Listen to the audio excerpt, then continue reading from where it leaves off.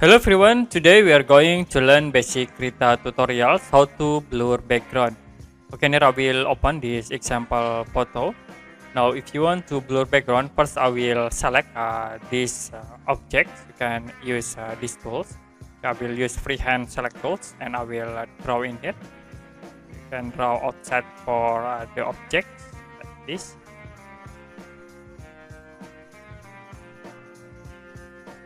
Okay, you can tracking.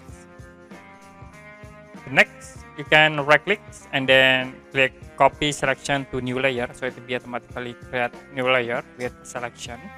And then you can select for the background.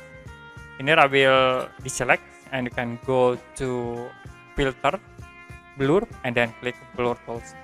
So it will be automatically blur the background of the selection. You also can increase and decrease in here for the blur. Okay, I will move into this point. Now if you done, you can click OK.